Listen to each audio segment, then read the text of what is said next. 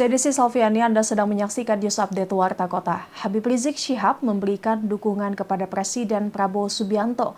Ia berharap dalam menjalankan roda pemerintahan, Prabowo dihindarkan dari orang-orang jahat dan diberi kesehatan, sehingga diharapkan bisa menyejahterakan rakyat. Habib Rizik Syihab juga meminta massa yang hadir untuk tidak mengganggu pemerintahan baru.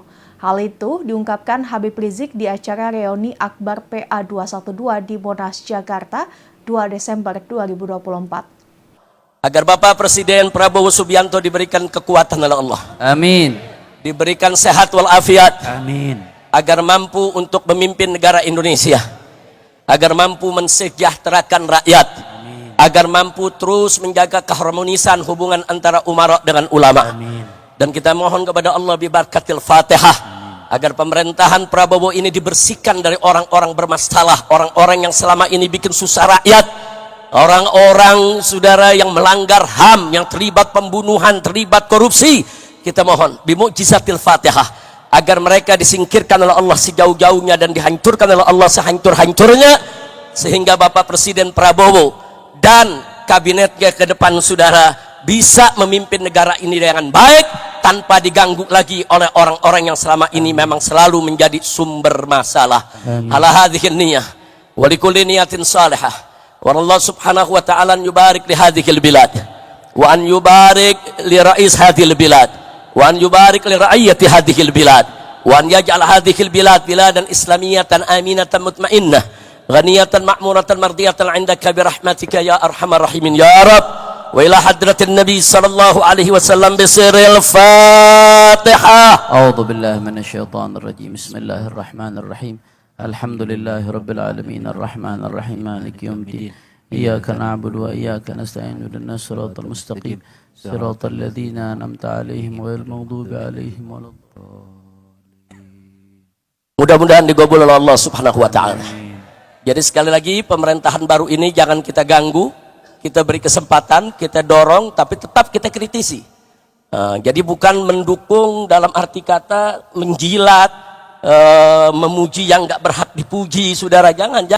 Kita tetap amar ma'ruf nahi munkar. Ikhlaskan niat hanya mencari ridha Allah Subhanahu wa taala.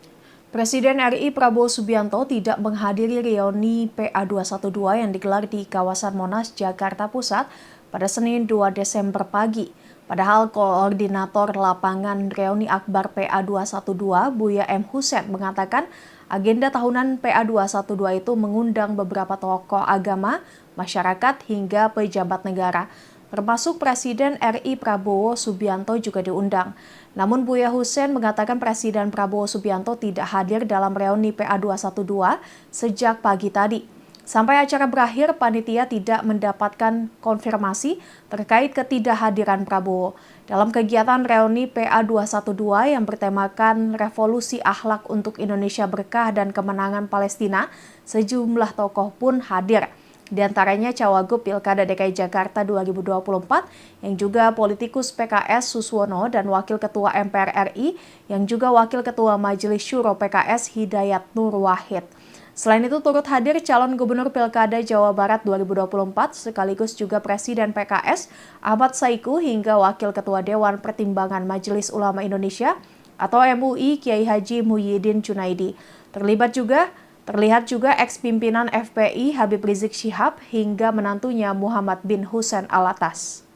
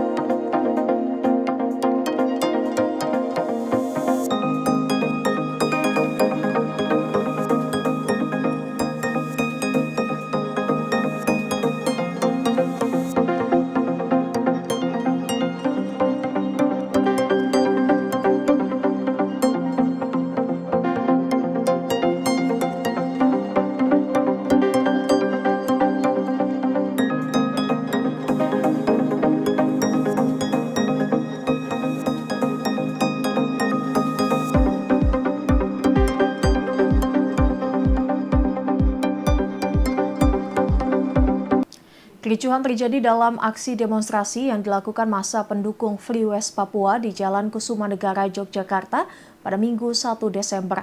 Aksi demonstrasi yang awalnya damai tersebut dimulai di Simpang 3 Jalan Kusumanegara dekat Taman Makam Pahlawan Kusumanegara sejak sore hari.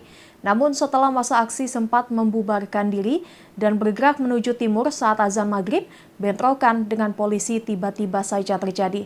Kapolresta Yogyakarta Kombes Pol Aditya Surya Dharma menjelaskan kronologi insiden tersebut. Awalnya masa demonstrasi di Jalan Kusumanegara membubarkan diri dan menuju asrama di lokasi yang sama. Namun di perjalanan, masa tiba-tiba mengibarkan bendera bintang kejora. Aparat kemudian mencoba mengamankan pihak yang berusaha mengibarkan bendera tersebut. Akan tetapi massa langsung melakukan penyerangan kepada kepolisian. Akibat bentrokan tersebut, warga sekitar menutup portal-portal masuk menuju lingkungannya. Situasi mulai kondusif mulai pukul 7 malam. Meski demikian, penjagaan ketat pun tetap dilakukan oleh kepolisian.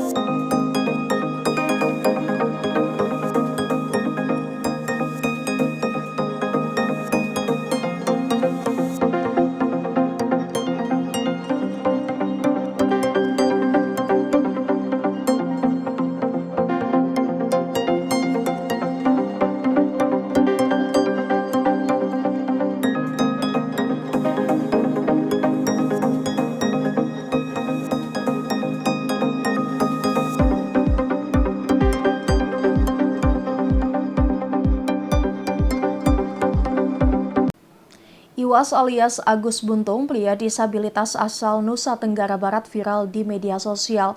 Hal itu lantaran dirinya menjadi tersangka atas dugaan ruda paksa terhadap seorang mahasiswi. Dalam beberapa video yang beredar, Agus membantah dirinya melakukan ruda paksa. Iwas alias Agus ini mengaku bahwa untuk membuka pakaian atau aktivitas sehari-harinya saja, ia harus dibantu orang tuanya. Tanda tanya soal penetapan tersangka terhadap Agus ini juga muncul dari anggota DPR RI Ahmad Sahroni. Sahroni mempertanyakan bagaimana seorang disabilitas yang tak memiliki tangan bisa memperkosa seorang wanita. Agus kini hanya bisa pasrah dan berharap ada bantuan dari Presiden Prabowo Subianto untuk membantu kasus yang menjeratnya saat ini.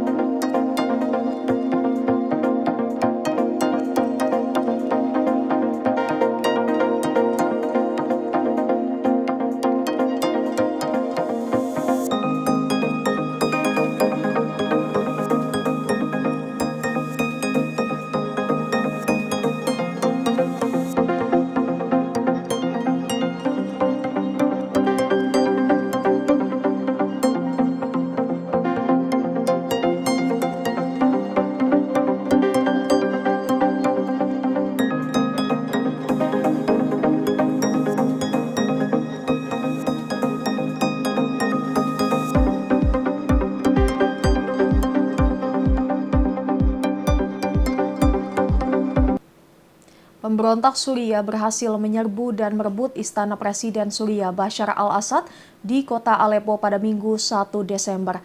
Rekaman video yang diunggah di media sosial menunjukkan orang-orang bersenjata berkeliaran di lorong-lorong istana. Mereka terlihat berkeliaran di ruang makan yang gelap dan menaiki tangga marmer untuk mencapai lantai atas istana. Istana itu nampak kosong sebelum video itu direkam. Meskipun pemerintah Suriah mendapatkan kembali kendali penuh atas kota Aleppo pada tahun 2016 silam dan menguasai kota itu hingga minggu ini, Presiden Bashar al-Assad menggunakan banyak tempat tinggal. Pada saat video itu direkam, ia sedang bertemu dengan Menteri Luar Negeri Iran Abbas Araghchi di Damaskus sekitar 350 km ke selatan, seperti diberitakan Rusia Today. Sebagai informasi, perang saudara di Suriah dimulai pada tahun 2011 ketika rakyat Suriah berdemonstrasi menuntut diakhirinya kekuasaan keluarga Bashar al-Assad selama puluhan tahun. Kekerasan meningkat ketika pasukan keamanan Suriah menembaki para demonstran, menewaskan sejumlah orang.